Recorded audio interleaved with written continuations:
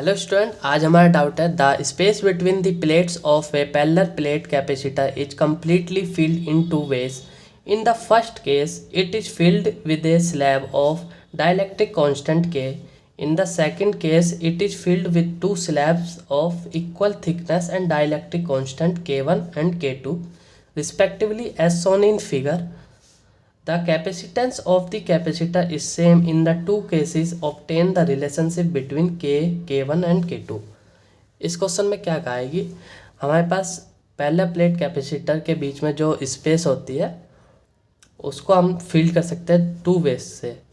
First case में क्या बोला है कि इसको फील्ड कर रहे हैं हम डायरेक्टिंग मटेरियल कांस्टेंट के साथ. ये हमने पैरेलल प्लेट कैपेसिटर बनाया है फर्स्ट केस के अंदर. इसमें हमने जो है डायलेक्ट्रिक मटेरियल को फील्ड किया है के कांस्टेंट के साथ और इसका एरिया ए है, थिकनेस इसकी कितनी है डी. एंड इसमें सेकंड केस क्या है, in the second case it is field with two slabs of equal thickness and dielectric constant K1 K2. Second case में क्या है, ये देखो, ये सेकंड केस है, सेकंड पैरेलल प्लेट कैपेसिटर है.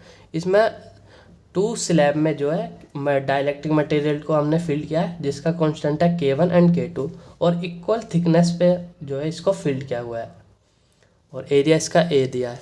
और हमें बताना है relationship between K1 and K2. ये हमको फाइंड करना है इस क्वेश्चन में. सो हम इसको सॉल्व करते हैं. आपको पता होगा फॉर्मूला कैपेसिटेंस का क्या होता है, C equals to K A epsilon not upon D. ये इस केस के लिए हो गया. अब हम इनका निकालेंगे कैपेसिटर. इस केस में हम क्या कर सकते हैं कि ये दो कैपेसिटर है ना, तो इसको ऐसे हम बना देते हैं. इसको C1 बोल दिया, C2. आपको पता है सीरीज में कैसे सॉल्व करते हैं कैपेसिटर, तो इसका इक्विवेलेंट कैसे फाइंड करते हैं हम, C1 into C2 upon C1 plus C2. Series में होता है तो इसको हम ऐसे फाइंड करते हैं कैपेसिटेंस इसका. तो हम अब C इक्विवेलेंट निकालेंगे. C1 हमें क्या दिया है, इसको हम पुट कर देंगे यहाँ पर. ये सेकंड केस का C इक्विवेलेंट है. C1 क्या गया, C1 क्या है 2K1 A epsilon not upon D. ये D/2 है ना, D/2 तो 2 ऊपर चला गया और K1 epsilon not upon D, ये आपका वो बेसिक फॉर्मूला हो गया. इनटू सेकंड में भी क्या है, बस के चेंज है, K2 आ जाएगा यहाँ, A epsilon not upon D और नीचे C1 प्लस C2 कर देंगे. 2A epsilon not upon D, K1 plus K2 आ जाएगा.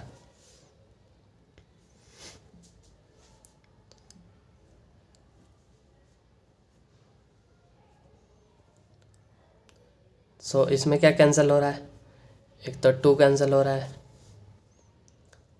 ये पूरा ही कैंसिल कर दे रहे हैं हम इसको इससे. तो ऊपर क्या बचेगा 2K1 K2 upon K1 plus K2 into A epsilon not upon D. और उसमें बोला है, क्वेश्चन में क्या बोला है कि दोनों केस का कैपेसिटेंस जो है इक्वल है, मतलब सेम है, तो हम इनको बराबर कर देंगे. हमारा रिलेशन फाइंड हो जाएगा K A epsilon not upon D equals to 2K1 K2 upon K1 plus K2 A epsilon not upon D. तो इससे ये कैंसिल हो जाएगा,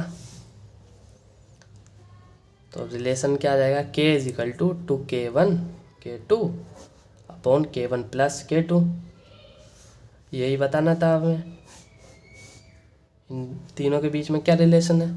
K इज इक्वल टू हो जाएगा 2 into K1 into K2 upon K1 plus K2, ये हमारा answer आ गया है। तो इसमें जो है यही बोला था।